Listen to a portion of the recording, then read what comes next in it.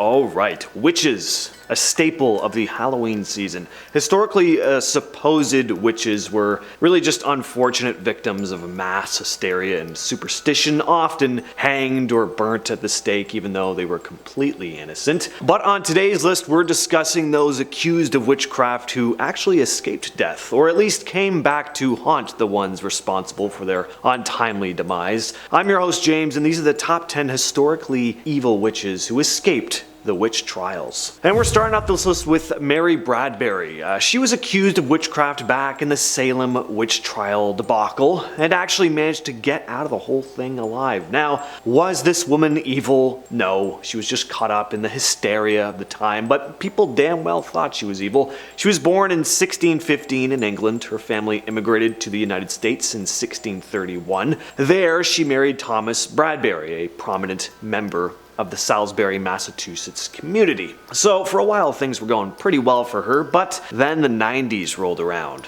the 1690s, and the witch scene was really kicking off. Mary was one of the many who got caught up in the whole thing, being accused of witchcraft in 1692. People said she would transform into animals. One of the strangest things she supposedly transformed into was a blue boar. Her accusers also said that she would cast spells on passing ships. Just total nonsense, all just hearsay. Many of her townspeople did try to testify on her behalf, but she was tried and sentenced to hang. However, she never did. As to exactly how she escaped, there are conflicting reports. Some say she bribed her jailer. There's another version that her husband bribed her jailer. Some say she just escaped. But regardless, she made it out alive and ended up living a long and healthy life, dying at 85. If you're enjoying the video so far, then why not hit that subscribe button? You got nothing to lose. It's free, and we got cool videos coming your way every single day. Next on the list we have Sara Dustin. Now, there's not a whole lot known about her. She was another woman involved in the Salem witch trials fiasco.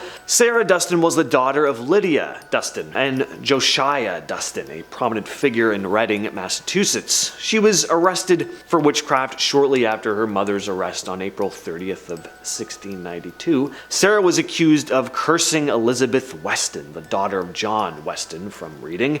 Luckily, neither Sara or her mother were immediately brought to trial, though, and both stayed in prison throughout the year. In January of 1693, Sara Dustin, along with her mother, was found not guilty of the charges, but Lydia Dustin passed away in jail before the trial concluded, unable to pay the prison fees. Sara, on the other hand, managed to find a way to pay her fees and was released from prison. As to how she accomplished that, nobody knows. The documents have been lost to time. And at number 8, we have Molly Leigh. She was born in 1685 at a cottage in Burslem, Staffordshire. She was rather reclusive, living on her own in a rural area. She was described as very ugly and had a pet blackbird that would often be seen perched on her shoulder. She made a living selling milk in town from her herd of cows. By the sounds of it, we have a lot of the classic witchy tropes going on here. Many people were suspicious of her. I mean, who was this unmarried woman living in the moors in a small cottage with a pet blackbird? One of her main enemies was Reverend Thomas Spencer, who accused her of witchcraft, sending her, her blackbird to perch on the local pub and apparently turn the beer sour. And when people got sick in town, guess who he blamed? In reality, Molly Leigh was not a witch, and she was not evil. She apparently had a short temper, and sure, she wasn't the most social person, but she also gave to charity. She stated in her will that when she died, she wanted her land to be sold, with the profits going to, quote, a hospital in Burslem for the reception and habitation of poor women. She died in 1748, but soon afterwards, townsfolk began claiming that they'd see her roaming around at night. Believing they had a witch ghost on their hands, Reverend Spencer and several other priests dug up her grave, attempting to exorcise her spirit. The story goes that some of them died during this procedure. It's said that her spirit still haunts the area, and that if you skip around her grave 3 times singing Molly Leigh, chase me around the apple tree, she might just come back to do exactly that. or worse. Number 7, Bathsheba Sherman. If you've ever seen The Conjuring, this is a name you might recognize. Now, there really was a woman named Bathsheba Sherman who was said to be a witch, but was she as evil and horrific as the movie made her out to be? Yeah, probably not. But there are a lot of interesting spooky legends surrounding her. So Sherman was rumored to have been involved in occult practices, and her neighbors suspected her of witchcraft. Legends claim she was responsible for various misfortunes in the area, including the deaths of young ones and livestock. Some even believe she attempted to sacrifice her own son to Satan.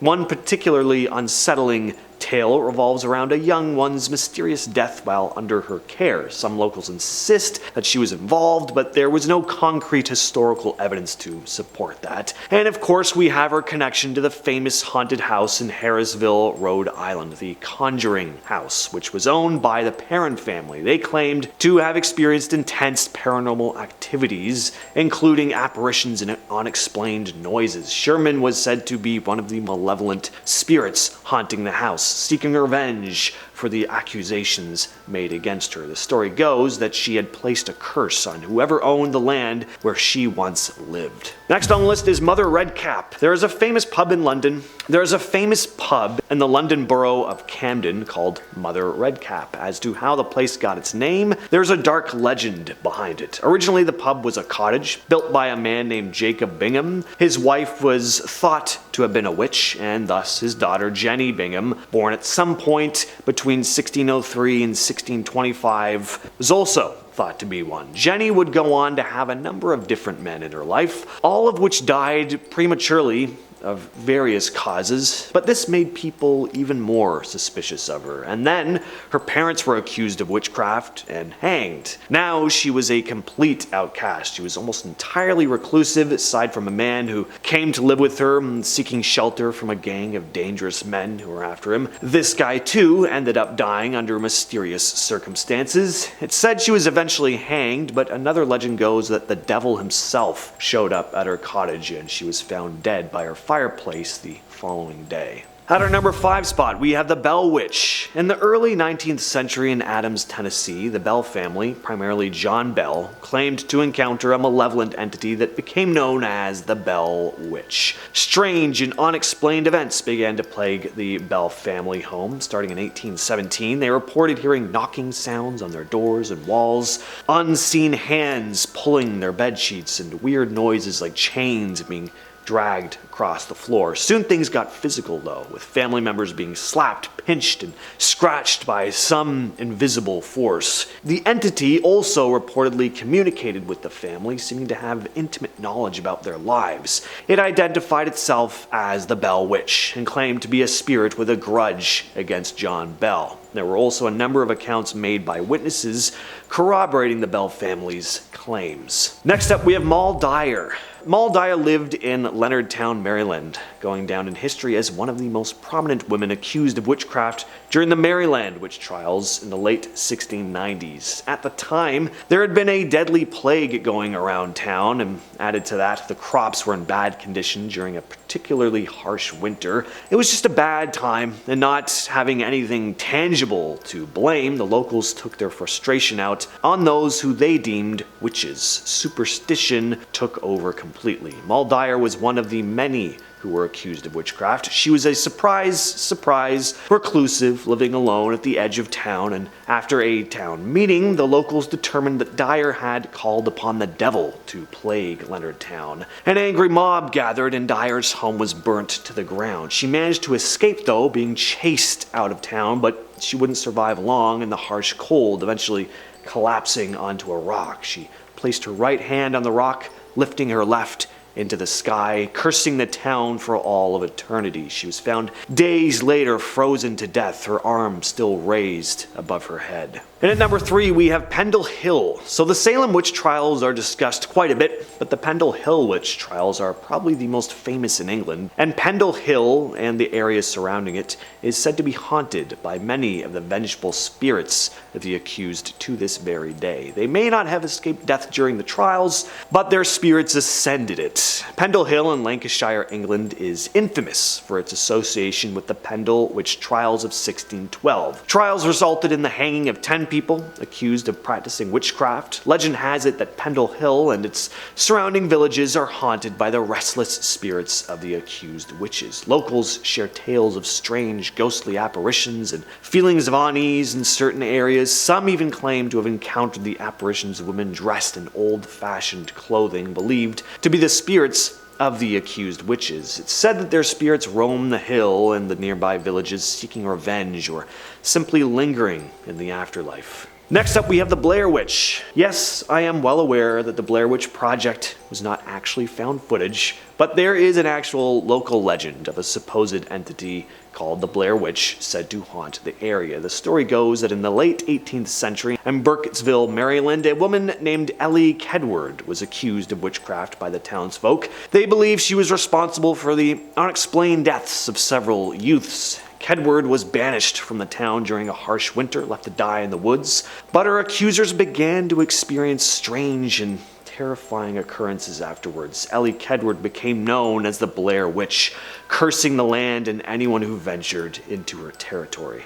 And we're finishing off the list with Isabelle Gowdie. Isabelle Gowdie was a Scottish woman who became infamous during the witch trials in the late 17th century. Gowdie confessed to being a part of a coven of witches in the service of the devil. In her confessions, she described these elaborate and fantastical accounts of her interactions with the devil and the fairy queen and king. She claimed to have met the devil in various forms, including that of a handsome young man and a talking cat. Gowdie described ceremonies where she and other witches flew on broomsticks, transformed into animals, and engaged in rituals to harm their enemies. Her confessions were very detailed, describing not only the activities of her coven, but also the spells and curses that they cast. She confessed to causing illnesses, blighting crops, and even bringing about deaths through her witchcraft. What's interesting is that during the witch trials, confessions were often obtained through force, leading many innocent individuals to admit to crimes they didn't actually commit. But that wasn't the case for Gowdie. She came forth entirely willingly. What's even more interesting is that there is no record of her death. We don't know if she was burnt at the stake, hanged, or if she didn't even die at the hands of authorities at all. With all that said, I've been your host James, and I'll catch you, yes you specifically, in the next video.